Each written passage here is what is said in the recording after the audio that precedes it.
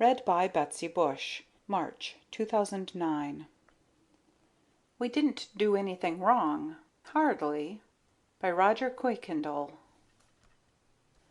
After all, they only borrowed it a little while, just to fix it. I mean, it wasn't like we swiped anything. We maybe borrowed a couple of things but gee, we put everything back like we found it, pretty near. Even like the compressor we got from Stinky Brinker that his old man wasn't using, and I traded my outboard motor for my father made me trade back. But it was like Skinny said. You know, Skinny. Skinny Thompson. He's the one you guys keep calling the boy genius. But shucks, he's no... Well, yeah, it's like Skinny said. We didn't need an outboard motor, and we did need a compressor. You've got to have a compressor on a spaceship. Everybody knows that. And that old compression chamber that Mr. Fields, let us use didn't have a compressor. Sure, he said we could use it. Anyway, he said we could play with it. And Skinny said we were going to make a spaceship out of it. And he said go ahead. Well, no, he didn't say it exactly like that. Like he didn't take it serious, sort of. Anyway, it was a swell spaceship. It had 4 portholes on it, and an airlock, and real bunks in it, and lots of room for all that stuff that Skinny put in there. But it didn't have a compressor, and that's why... What stuff? Oh, you know, the stuff that Skinny put in there, like the radar he made out of a TV set, and the anti-gravity and the atomic power plant he invented to run it all with. He's awful smart, Skinny is. But he's not like what you think of a genius. You know, he's not all the time using big words, and he doesn't look like a genius. We call him Skinny 'cause he used to be skinny. But he isn't now. He's maybe small for his age. Anyway, he's smaller than me, and I'm the same age as he is. Course, I'm big for my age, so that doesn't mean much, does it? Well, I guess Stinky Brinker started it. He's always riding Skinny about one thing or another, but Skinny never gets mad, and it's a good thing for Stinker, too. I saw Skinny clean up a bunch of 9th graders, well, a couple of them anyway. They were saying, well, I guess I won't tell you what they were saying. Anyway, Skinny used judo, I guess, because there wasn't much of a fight. Anyway, Stinker said something about how he was going to be a rocket pilot when he grew up. And I told him that Skinny had told me that there wouldn't be any rockets, and that anti-gravity would be the thing as soon as it was invented. So Stinker said it never would be invented, and I said it would so, and he said it would not, and I said, well, if you're going to keep interrupting me, how can I? All right, anyway, Skinny broke into the argument and said that he could prove mathematically that anti-gravity was possible. And Stinky said sure he could. And Skinny said sure he could. And Stinky said sure he could. Like that. Honestly, is that any way to argue? It sounds like 2 people agreeing, only Stinky keeps going sure, like that, you know. And Stinky, what does he know about mathematics? He's had to take remedial arithmetic ever since... No, I don't understand how the anti-gravity works. Skinny told me, but it was something about meson flow and stuff like that I didn't understand. The atomic power plant made more sense. Where did he get what uranium? Gee, no. We couldn't afford uranium, so Skinny invented a hydrogen fusion plant. Anyone can make hydrogen. You just take zinc and sulfuric acid and... Deuterium? You mean like heavy hydrogen?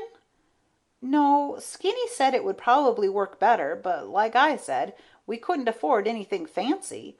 As it was, Skinny had to pay $5 or $6 for that special square tubing in the anti-gravity, and the plastic space helmets we had cost us 98 cents each. And it cost $1.50 for the special tube that Skinny needed to make the TV set into a radar. You see, we didn't steal anything, really. It was mostly stuff that was just lying around. Like the TV set was up in my attic, And the old refrigerator that Skinny used the parts to make the atomic power plant out of from. And then a lot of the stuff we already had, like the skin diving suits we made into spacesuits and the vacuum pump that Skinny had already and the generator. Sure, we did a lot of skin diving, but that was last summer. That's how we knew about old man Brinker's compressor that Stinky said was his, and I traded my outboard motor for, and had to trade back. And that's how we knew about Mr. Fields' old compression chamber, and all like that. The rocket? Well, it works on the same principle as the atomic power plant, only it doesn't work except in a vacuum, hardly. Of course, you don't need much of a rocket when you have anti-gravity. Everyone knows that. Well, anyway, that's how we built the spaceship. And believe me, it wasn't easy. I mean, with Stinky all the time bothering us and laughing at us.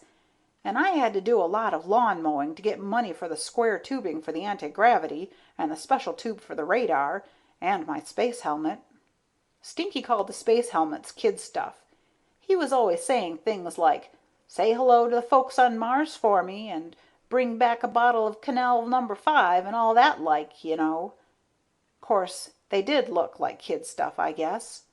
We bought them at the 5 and dime, and they were meant for kids. Of course, when Skinny got through with them, they worked fine. We tested them in the airlock of the compression chamber when we got the compressor in. They tested out pretty good for a half hour. Then we tried them on in there. Well, it wasn't a complete vacuum, just 27 inches of mercury, but that was okay for a test. So anyway, we got ready to take off. Stinky was there to watch, of course. He was saying things like, "Farewell, O brave pioneers," and stuff like that. I mean, it was enough to make you sick. He was standing there laughing and singing something like "Up in the Air, Junior Birdmen," and when we closed the airlock door, we couldn't hear him. Skinny started up the atomic power plant, and we could see Stinky laughing fit to kill. It takes a couple of minutes for it to warm up, you know. So Stinky started throwing rocks to attract our attention, and Skinny was scared that he'd crack a porthole or something, so he threw the switch and we took off. Boy, you should have seen Stinky's face. I mean, you really should have seen it. One minute he was laughing, you know, and the next minute he looked like a goldfish. I guess he always did look like a goldfish, but I mean even more like then. And he was getting smaller and smaller because we had taken off. We were gone pretty near 6 hours, and it's a good thing my mom made me take a lunch. Sure, I told her where we were going. Well, anyway, I told her we were maybe going to fly around the world in Skinny and my spaceship, or maybe go down to Carson's Pond. And she made me take a lunch and made me promise I wouldn't go swimming alone. And I sure didn't. But we did go around the world 3 or 4 times. I lost count. Anyway, that's when we saw the satellite on radar. So Skinny pulled the spaceship over to it, and we got out and looked at it. The spacesuits worked fine, too. Gosh, no, we didn't steal it or anything. Like Skinny said, it was just a menace to navigation, and the batteries were dead, and it wasn't working right anyway. So we tied it onto the spaceship and took it home. No, we had to tie it on top. It was too big to take inside with the antennas sticking out. Of course, we found out how to fold them later. Well, anyway, the next day, the Russians started squawking about a capitalist plot, and someone had swiped their satellite. Gee, I mean, with all the satellites up there, who'd miss just one? So I got worried that they'd find out that we took it. Of course, I didn't need to worry because Stinky told them all right, just like a tattletale. So anyway, after Skinny got the batteries recharged, we put it back. And then when we landed, there were hundreds of people standing round. And Mr. Anderson from the State Department. I guess you know the rest. Except maybe Mr. Anderson started laughing when we told him, and he said it was the best joke on the Russians he ever heard.